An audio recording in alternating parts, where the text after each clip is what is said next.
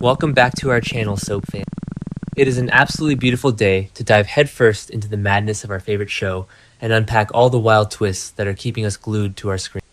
The dark waters of the Quartermain Lake are freezing, the unbreakable mob ties of Port Charles are violently snapping, and the dominoes are falling in every single direction.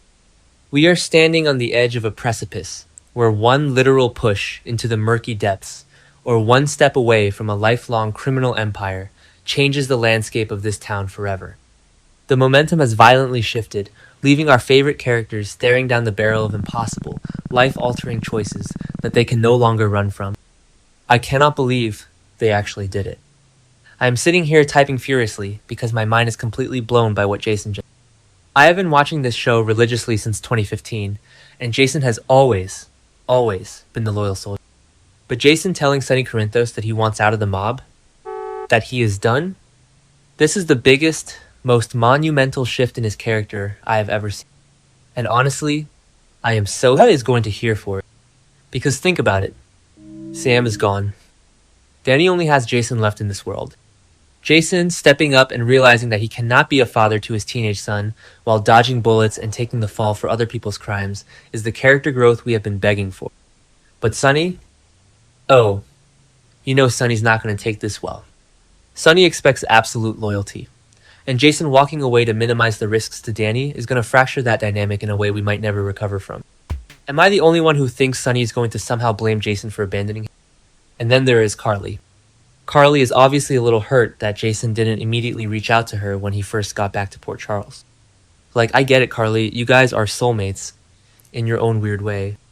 But Jason needed that isolated father-son time with Danny.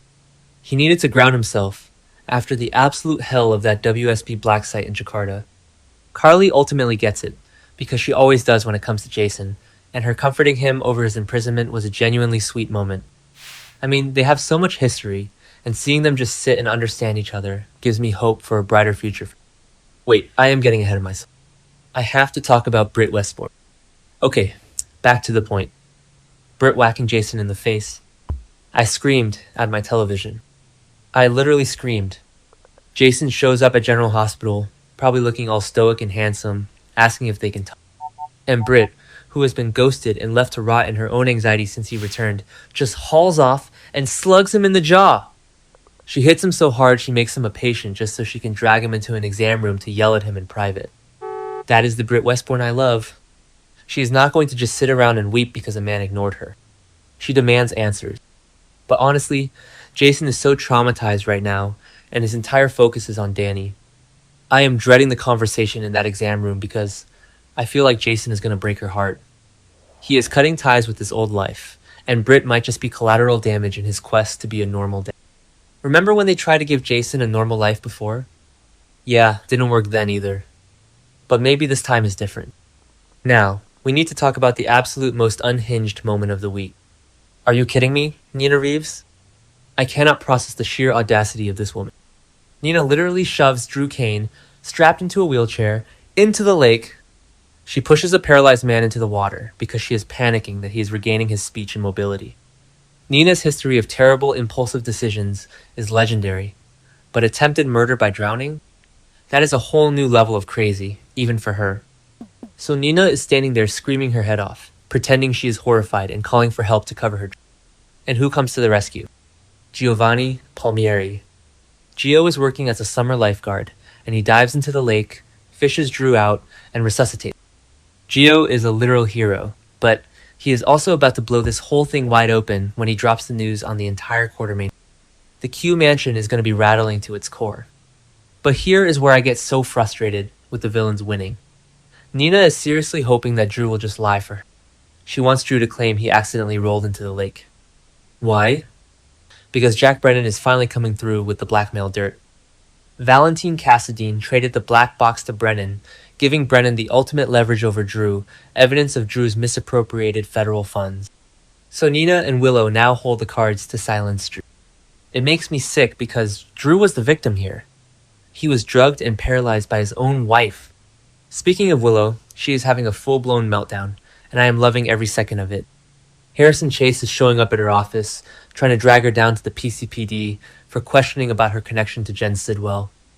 Willow was literally shaking and crying, begging Chase to do her a favor and lie, to say he couldn't find her. She is so desperate to take Brennan's offer and go on the run with new identities. I know some people are loving Willow's dark era, but personally, I want to see her face the music. She has been playing the innocent victim for years, and now her illegal schemes are catching up to her. And speaking of people running from their crimes, Ethan Lovett is officially bailing on Port Charles.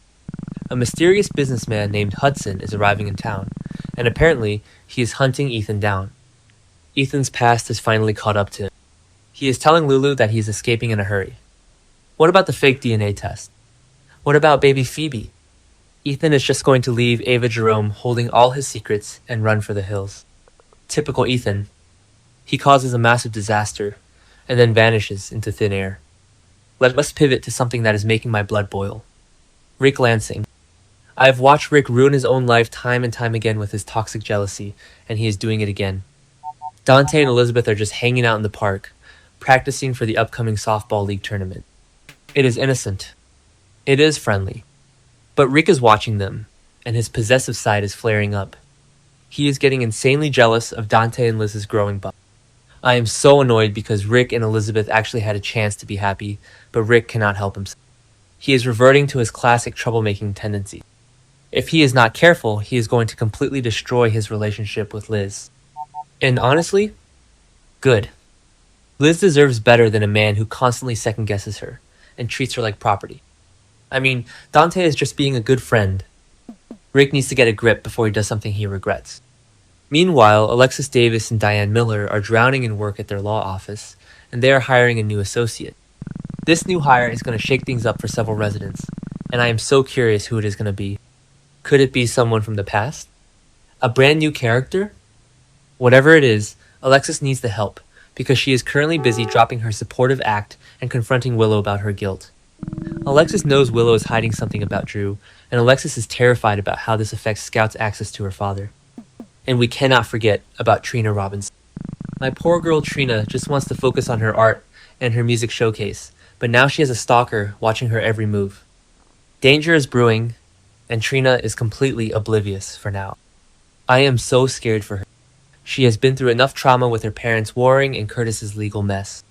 Just let Trina be happy. But this is Port Charles, so of course, someone is lurking in the shadows waiting to strike. Finally, we have to talk about the absolute corporate bloodbath happening at Deception. Michael Corinthos bought Maxie's shares, and he is flexing his power in a way that proves exactly who is running things. He is acting like a ruthless corporate raider, and it is leaving his new girlfriend, Jacinda Bracken, completely confused. Jacinda does not understand this dark, powerful side of Michael. But Michael is gearing up for war because Serena Baldwin is officially coming back to town. Yes, Kelly Kruger is back as Serena, and she is returning to act as Lucy Coe's heavy hitter against Michael and Tracy. The Deception drama is going to be off the charts. Serena and Michael are going to clash hard, and you know what that means, on a soap. Clashing always leads to chemistry test. I am calling it right now. Michael and Serena are going to have sparks flying everywhere, which means Jacinda has every reason to worry. And honestly, Jacinda is about to dig her own grave anyway. Spoilers say Jacinda goes rogue on a Willow-related plot because she wants to push Willow out of Michael's life for good. Jacinda, girl, what are you doing? You do not mess with Michael's complicated history with his ex-wife. Jacinda is going to create massive problems for herself, and I fully expect Michael to dump her the second she crosses the line. The romantic shakeups are coming, and I am absolutely here for the chaos. Will Jason truly escape the mob? And can Nina survive Drew's wrath? Drop your wildest theories in the comments below, hit that subscribe button, and let's keep the conversation going.